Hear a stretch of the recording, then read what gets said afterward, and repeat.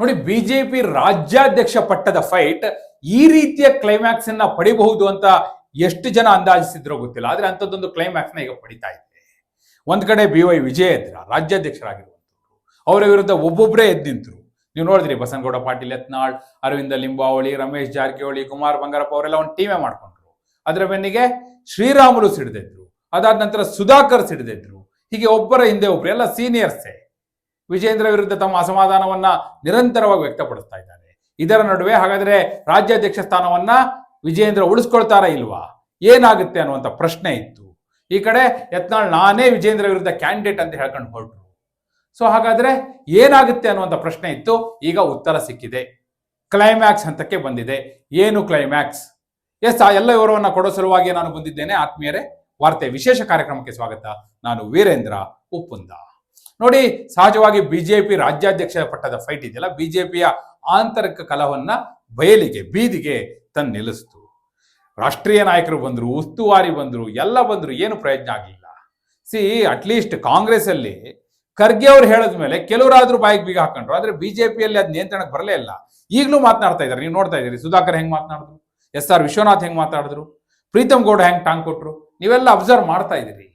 ಯತ್ನಾಳದ್ದು ಬಿಡಿ, ಮಾತೆತ್ತಿದ್ರೆ ವಿಜೇಂದ್ರ ಬಚ್ಚ ಅನ್ನೋದು, we don't care ಅನ್ನೋದು ಅವ್ರು ಹಂಗೆ ಮುಂದುವರ್ಕೊಂಡು ಹೋಗಿದ್ದಾರೆ. ರಮೇಶ್ ಜಾರಕಿಹೊಳಿ ಅಂತೂ ಕೇರೇ ಮಾಡ್ತಾ ಇಲ್ಲ. ಯಾರು ಕೂಡ ಇವರ ಬಾಯಿಗೆ ಬೀಗವನ್ನು ಹಾಕ್ಲಿಕ್ಕೆ ಆಗ್ತಾ ಇಲ್ಲ. ಸಂಘ ಪರಿವಾರದವ್ರು ಹೇಳಿದ್ರು ಕೇಳ್ತಾ ಇಲ್ಲ, ಹೈಕಮಾಂಡ್ ಹೇಳಿದ್ರು ಕೇಳ್ತಾ ಇಲ್ಲ. ಹಿಂಗೆ ಮುಂದುವರ್ಸ್ಕೊಂಡು ಹೋಗಿತ್ತು. ಹಾಗಾದ್ರೆ ಈಗ ಅಂತಿಮವಾಗಿ ಏನಾಗ್ತಾ ಇದೆ? ಒಂದ್ ಕಡೆ ಯತ್ನಾಳ್ ಅಂಡ್ ಟೀಮ್, ಮತ್ತೊಂದ್ ಕಡೆ ವಿಜಯೇಂದ್ರ ಟೀಮ್, ಇಬ್ಬರದ್ದು ಫೈಟ್ ರಾಜ್ಯಾಧ್ಯಕ್ಷ ಪಟ್ಟಕ್ಕಾಗಿ ಹೈಕಮಾಂಡ್ ಒಂದು ಪ್ಲಾನ್ ನ ಮಾಡಿದೆ. ಈಗ ಏನು? ಇಬ್ರು ಕೂಡ ಪ್ರತಿಷ್ಠೆಯನ್ನ ಪಣಕ್ಕಿಟ್ಬಿಟ್ಟಿದ್ದಾರೆ. ಪ್ರತಿಷ್ಠೆ ಬಿಡ್ಲಿಕ್ಕೆ ರೆಡಿ ಇಲ್ಲ. ಈ ಕಡೆ ವಿಜಯೇಂದ್ರ ಕೂಡ ನಾನು ಎಲೆಕ್ಷನ್ಗೆ ರೆಡಿ ಅಂತಿದ್ದಾರೆ, ಯತ್ನಾಳ್ ನಾನೇ ಕ್ಯಾಂಡಿಡೇಟ್ ಅಂತಿದ್ದಾರೆ. ಹಾಗಾದ್ರೆ ಎಲೆಕ್ಷನ್ ಆಗ್ಲಿ ಬಿಡಿ, ನೋಡ್ಕೊಳ್ಳೋಣ ಅದೇನಾಗುತ್ತೆ ಅನ್ನುವಂಥ ಮನಸ್ಥಿತಿಗೆ ಈಗ ಹೈಕಮಾಂಡ್ ಕೂಡ ಬಂದಿದೆ. ಜಿಲ್ಲಾಧ್ಯಕ್ಷರ ಚುನಾವಣೆ ಆಯ್ತು, ವಿಜಯೇಂದ್ರ ತಮಗೆ ಬೇಕಾದವ್ರನ್ನೆಲ್ಲ ಗೆಲ್ಲಿಸ್ಕೊಂಡಿದ್ದಾರೆ ಅನ್ನುವಂಥ ಹಿನ್ನೆಲೆಯಲ್ಲೇ ಇವರೆಲ್ಲ ಈಗ ಸೀನಿಯರ್ಸ್ ಎಲ್ಲ ಹಿಡಿದು ನಿಂತಿರುವಂಥದ್ದು. ಸುಧಾಕರ್ ಕೂಡ ಅಲ್ಲಿಗೆ ಜಿಲ್ಲಾಧ್ಯಕ್ಷರು ಬಹುತೇಕರು ಈಗ ವಿಜಯೇಂದ್ರ ಟೀಮ್ನವರು ಆದ್ರು ಅಂತ ಆಯ್ತು. ಈ ಹಿಂದೆ ಅವ್ರು ಇರಲಿಲ್ಲ. ಸುಮಾರು 23 ಜನರಿಗೆ ಬಂದಿದ್ದಾರೆ. ವಿಜಯೇಂದ್ರಗೆ ಅದೊಂದು ಶಕ್ತಿ. ಆದ್ರೆ ಚುನಾವಣೆ ಆದ್ರೆ ಏನಾಗುತ್ತೆ ನೋಡಿ, ಒಂದೊಂದು ಓಟು ಕೂಡ ಇಂಪಾರ್ಟೆಂಟ್. ಯಾಕಂದ್ರೆ ಇಲ್ಲಿ ವೋಟಿಂಗ್ ಪವರ್ ಇರೋದು ಯಾರಿಗೆ ಅಂದ್ರೆ, ಒಂದು ಎಲೆಕ್ಟೆಡ್ ಡಿಸ್ಟ್ರಿಕ್ಟ್ ಪ್ರೆಸಿಡೆಂಟ್, ಯಾರ್ಯಾರೀಗ ಚುನಾವಣೆಯ ಮೂಲಕ ಆಯ್ಕೆ ಆಗಿದಾರಲ್ಲ ಜಿಲ್ಲಾಧ್ಯಕ್ಷರು, ಅವರಿಗೆ ವೋಟಿಂಗ್ ಪವರ್ ಇದೆ. ಹಾಗೂ 224 ವಿಧಾನಸಭಾ ಕ್ಷೇತ್ರಗಳಿಂದ ಆಯ್ಕೆಯಾಗಿರುವಂತಹ MLAಗಳಲ್ಲ, ರಾಜ್ಯ ಪರಿಷತ್ ಸದಸ್ಯರು ಅಂತ ಇರ್ತಾರೆ ಬಿಜೆಪಿಯಲ್ಲಿ, ಅವರಿಗೆ ವೋಟಿಂಗ್ ಪವರ್ ಇರುತ್ತೆ. ಅವರ ಮತದ ಮೂಲಕ ರಾಜ್ಯಾಧ್ಯಕ್ಷರು ಆಯ್ಕೆ ಆಗಬೇಕು. ಚುನಾವಣೆ ನಡೆದದ್ದೇ ಆದ್ರೆ, ಇಲ್ಲಿಯವರೆಗೂ ಚುನಾವಣೆ ನಡೀಲಿಕ್ಕೆ ಬಿಟ್ಟಿಲ್ಲ ಕಳೆದ 2-3 ದಶಕಗಳಲ್ಲಿ. ಯಾವಾಗಲೂ 80ರ ದಶಕದಲ್ಲಿ ವೋಟಿಂಗ್ ವರ್ಗೂ ಹೋಗಿದ್ನ ಹೇಳ್ತಾ ಇರೋದು. AK ಸುಬ್ಬಯ್ಯನವರು ಹಾಗೂ BB ಶಿವಪ್ಪನವರ ನಡುವೆ ಚುನಾವಣೆ ಆಗಿತ್ತು ಅನ್ನುವಂಥದ್ದಿದೆ. ಅದಾದ ನಂತರ ಒಂದು ಪ್ರಕ್ರಿಯೆಯನ್ನ ಮಾಡಿ ಅವಿರೋಧವಾಗಿ ಆಯ್ಕೆ ಮಾಡುವಂತ ಪದ್ಧತಿಯನ್ನ ಬಿಜೆಪಿ ಅಳವಡಿಸಿಕೊಂಡಿದೆ. ಬಹಳಷ್ಟು ಬಾರಿ ಕ್ಲಾಶಸ್ ಆಗಿದೆ. ಬಸವರಾಜ್ ಸೇಡಂ ಅವರ ಕಾಲದಲ್ಲೂ ಕೂಡ ಕ್ಲಾಶಸ್ ಆಗಿದೆ. ಬಟ್ ಅಂತಿಮವಾಗಿ ಚುನಾವಣೆ ಮತದಾನದವರೆಗೂ ಹೋಗಿಲ್ಲ. ಈ ಬಾರಿ ಆ ಹಂತಕ್ಕೆ ಹೋಗುತ್ತಾ, ಈ ಪ್ರಶ್ನೆ ನಮ್ಮ ಎದುರುಗಡೆ ಇದೆ. ಯತ್ನಾಳ್ ಅವರು ರೆಡಿ ಇದ್ದೀನಿ ಅಂತಿದ್ದಾರೆ, ಈ ಕಡೆ ವಿಜಯೇಂದ್ರ ಅವರು ವೋಟಿಂಗ್ ರೆಡಿ ಅಂತಿದ್ದಾರೆ. ಯಾಕಂದ್ರೆ ತಮ್ಮದೇ ಆದ ಮತಗಳಿಕೆಯ ಲೆಕ್ಕವನ್ನು ಅವ್ರು ಹಾಕೊಂಡು ನಿಂತಿದ್ದಾರೆ. ಆ ಕಡೆ ನೋಡಿ, ರಾಜ್ಯ ಪರಿಷತ್ ಸದಸ್ಯರು ಯಾರು ಹೆಚ್ಚಿಗೆ ಇದ್ದಾರೆ ಅಂದ್ರೆ ಯತ್ನಾಳ್ ಅಂಡ್ ಟೀಮ್ ಕಡೆ ವೋಟ್ ಬೀಳೋದು ಜಾಸ್ತಿ ಇದೆ. ಜಿಲ್ಲಾಧ್ಯಕ್ಷರ ಪೈಕಿ ಹೆಚ್ಚು ಜನ ಯಾರ ಜೊತೆ ಇದ್ದಾರೆ ಅಂದ್ರೆ ಅವರು ವಿಜಯೇಂದ್ರ ಪರವಾಗಿದ್ದಾರೆ ಮೇಲ್ನೋಟಕ್ಕೆ ಕಾಣುವ ಹಾಗೆ. ಆದ್ರೆ ಕೊನೆಗೆ ಚುನಾವಣೆವರೆಗೂ ಹೋಗುತ್ತಾ, ಒಂದು ಸಂಧಾನ ಸೂತ್ರವನ್ನ ಈಗ ಬಿಜೆಪಿ ಹೈಕಮಾಂಡ್ ಹಾಗೂ ಸಂಘ ಪರಿವಾರ ರೆಡಿ ಮಾಡಿದೆ, ಸಿದ್ಧ ಮಾಡಿದೆ ಅಂತ ಇದೆ. ಏನದು ಸಂಧಾನ ಸೂತ್ರ?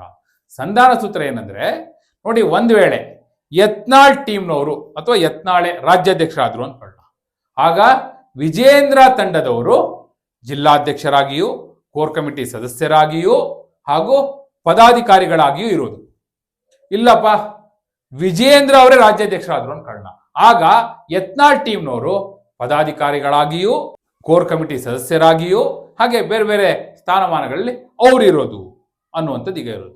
ನೋಡಿ, ಬಹುತೇಕ ವಿಜಯೇಂದ್ರ ಕಡೆಯವರೇ ಈಗ ಜಿಲ್ಲಾಧ್ಯಕ್ಷರಾಗಿರೋದು ನೋಡಿದ್ರೆ, ನಾಳೆ ಪದಾಧಿಕಾರಿಗಳಾಗಿಯೂ ಕೋರ್ ಕಮಿಟಿ ಸದಸ್ಯರಾಗಿಯೂ ಅವರ ಬೆಂಬಲಿಗರೇ ಬಂದ್ರೆ ಆಗ ಯತ್ನಾಳ್ ಟೀಮ್ನವರಿಗೆ ರಾಜ್ಯಾಧ್ಯಕ್ಷ ಪಟ್ಟ ಹೋಗಬಹುದು. ಆ ಸಾಧ್ಯತೆ ಮೇಲ್ನೋಟಕ್ಕೆ ಕಾಣಿಸ್ತಾ ಇದೆ. ಮತ್ತೆ ಮತಗಳ ಗಳಿಕೆಯ ಲೆಕ್ಕವನ್ನು ಹಾಕಿದ್ರೆ ರಾಜ್ಯ ಪರಿಷತ್ ಸದಸ್ಯರ ಸಂಖ್ಯೆ ಹೆಚ್ಚು, ಅವರು ಯತ್ನಾಳ್ ಟೀಮ್ ಕಡೆ ಜಾಸ್ತಿ ಇದ್ದಾರೆ. ನಿಮ್ಗೆ ವೋಟಿಂಗ್ ಆದ್ರೆ ಗೊತ್ತಾಗುತ್ತೆ, ಇವಾಗ ಗೊತ್ತಾಗಲ್ಲ. ಪ್ರತಿ ಕ್ಷೇತ್ರದಿಂದ ಒಬ್ಬೊಬ್ಬ ರಾಜ್ಯ ಪರಿಷತ್ ಸದಸ್ಯ ಬಂದಿರ್ತಾರೆ. ಸೊ ಅವರು ಸಂಘ ಪರಿವಾರದ ಹಿನ್ನೆಲೆ ಇರಬಹುದು. ಹೀಗಾಗಿ ವಿಜೇಂದ್ರ ವಿರುದ್ಧ ಅವರು ಮತ ಹಾಕಿದ್ದೇ ಆದರೆ ಆಗ ಮುಖಭಂಗವನ್ನು ಅನುಭವಿಸಬೇಕಾಗುತ್ತೆ. ಈಗ ವಿಜೇಂದ್ರ ಅವರು ಕೂಡ ಬಹುತೇಕ ರೆಡಿ ಆದಾಗ ಕಾಣಿಸ್ತಾ ಇದೆ. ಪದಾಧಿಕಾರಿಗಳು ನನ್ನ ಬೆಂಬಲಿಗರಿರಲಿ, ಕೋರ್ ಕಮಿಟಿಯಲ್ಲಿ ನಾನು ಸೇರಿದಂತೆ ನನ್ನ ಬೆಂಬಲಿಗರೆಲ್ಲ ಇರಲಿ, ಅಂತಿಮವಾಗಿ ಅವರು ರಾಜ್ಯಾಧ್ಯಕ್ಷರಾದ್ರೆ ನಾವು ನೋಡ್ತೀವಿ ಒಂದು ಕೈ ಅನ್ನೋ ಲೆವೆಲ್ಗೆ ಅವರು ಬಂದು ನಿಂತಾಗಿದೆ. ಬಹುಶಃ ಇಬ್ಬರ ನಡುವೆ ಈಗ ಇಂಥದ್ದೊಂದು ಸಂಧಾನ ಸೂತ್ರದ ಮೂಲಕ ರಾಜ್ಯಾಧ್ಯಕ್ಷರಾಗಿರುವವರ ವಿರೋಧಿ ತಂಡದವರು, ಈಗ ವಿರೋಧಿ ಬಣಗಳೇ ಎಲ್ಲರೂ ಕೂಡ ಒಪ್ಕೊಂಡಾಗ ಆಗಿದೆ.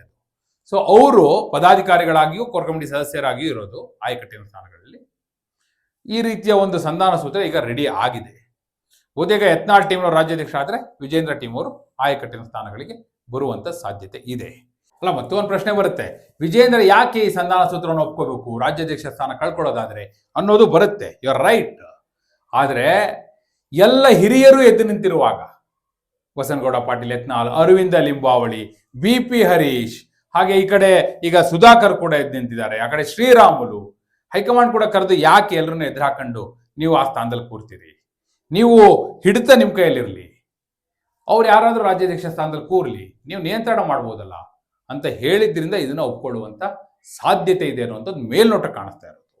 ಯಾಕಂದ್ರೆ ರಾಜ್ಯಾಧ್ಯಕ್ಷ ಪಟ್ಟದಲ್ಲಿ ಕುಳಿತು, ಕುರ್ಚಿಯಲ್ಲಿ ಕುಳಿತು ಟಾರ್ಗೆಟ್ ಆಗೋದಕ್ಕಿಂತ ಅವರೇ ಕೂರ್ಲಿ, ನಾವೇ ಟಾರ್ಗೆಟ್ ಮಾಡೋಣ, ಪಕ್ಷವನ್ನ ನಮ್ಮ ನಿಯಂತ್ರಣದಲ್ಲಿ ಇಟ್ಕೊಳ್ಳೋಣ, ನಾವು ಹೇಳಿದ ಹಾಗೆ ಎಲ್ಲವೂ ಕೂಡ ಆಗ್ಲಿ, ಅಂತಿಮವಾಗಿ ನೋಡೋಣ, ಚುನಾವಣೆ ಬಂದಾಗ ಆಗ ತೀರ್ಮಾನ ಮಾಡೋಣ.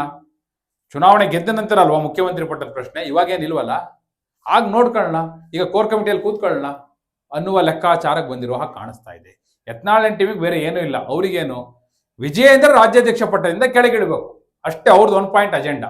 ಅದಾಯ್ತು ಅಂದ್ರೆ ಬೇರೆ ಏನು ಅವ್ರು ತಲೆನೇ ಕೆಡಿಸ್ಕೊಳ್ಳಲ್ಲ. ಕೋರ್ ಕಮಿಟಿಯಲ್ಲಿ ಯಾರಿದ್ದಾರೆ, ಪದಾಧಿಕಾರಿಗಳು ಯಾರಿದ್ದಾರೆ, ಅದ್ಯಾವುದು ಅವರಿಗೆ ನೋ ವರೀಸ್, ಅದು ತಲೆ ಕೆಡಿಸ್ಕೊಳಕ್ ರೆಡಿನೇ ಇಲ್ಲ.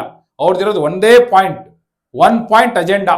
ಏನು, ವಿಜಯೇಂದ್ರ ರಾಜ್ಯಾಧ್ಯಕ್ಷ ಪಟ್ಟದಿಂದ ಕೆಳಗಿಡಬೇಕು. ಸೊ ಅದನ್ನೇ ಇಂಪ್ಲಿಮೆಂಟ್ ಮಾಡೋ ಸಲುವಾಗಿ ಅವರು ಕೂಡ ಇದನ್ನ ಒಪ್ಕೊಳ್ಳೋ ಸಾಧ್ಯತೆ ಇದೆ. ಈ ಮೂಲಕ ಇದೆಲ್ಲ ಗೊಂದಲ ಬಗೆಹರಿಬಹುದಾ, ಅಥವಾ ಒನ್ಸ್ ಅಗೇನ್ ಅವ್ರ ಕಡೆಯವರು ಇವ್ರ ಕಡೆಯವರು ಹಿಂಗೇ ಫೈಟ್ ಮಾಡ್ಕೊಂಡು ಹೋಗ್ಬೋದಾ, ಏನಾಗಬಹುದು? ಯಾಕಂದ್ರೆ ಏಕಾಏಕಿ ಇದೆಲ್ಲ ಮುಗ್ದು ತಣ್ಣಗಾಗ್ಬಿಡುತ್ತೆ ಅನ್ನೋ ಹಾಗಂತೂ ಕಾಣಿಸ್ತಾ ಇಲ್ಲ. ಯಾಕಂದ್ರೆ ಇದು ಪ್ರತಿಷ್ಠೆಯ ಪೈಪೋಟಿ, ಪಟ್ಟದ ಪೈಪೋಟಿ. ಅಷ್ಟು ಸುಲಭವಾಗಿ ಅಧಿಕಾರ ದಾಹ ಹಿಂಗ ಹೋಗೋದಿಲ್ಲ. ಏನಾಗಬಹುದು ನಿಮ್ಮ ಪ್ರಕಾರ? ಈ ಸಂಧಾನ ಸೂತ್ರ ಹೈಕಮಾಂಡ್ ಹಾಗೂ ಸಂಘ ಪರಿವಾರ ರಚಿಸಿರುವಂಥದ್ದು ಬಿಜೆಪಿಯ ಸಮಸ್ಯೆಗೆ ಮದ್ದಾಗಬಹುದೇ, ಅಥವಾ ರೋಗ ಮತ್ತಷ್ಟು ಉಲ್ಬಣಿಸಬಹುದೇ? ಏನಾಗಬಹುದು? ಎಸ್, ನಿಮ್ಮ ಅಭಿಪ್ರಾಯವನ್ನ ಕಮೆಂಟ್ ಮೂಲಕ ತಿಳಿಸಿ. ಹಾಗೆ ನೀವಿನ್ನು ವಾರ್ತೆ ಚಾನಲ್ನ ಸಬ್ಸ್ಕ್ರೈಬ್ ಮಾಡಿಲ್ಲ ಅಂದರೆ ಈಗಲೇ ಸಬ್ಸ್ಕ್ರೈಬ್ ಮಾಡಿ. ಧನ್ಯವಾದ.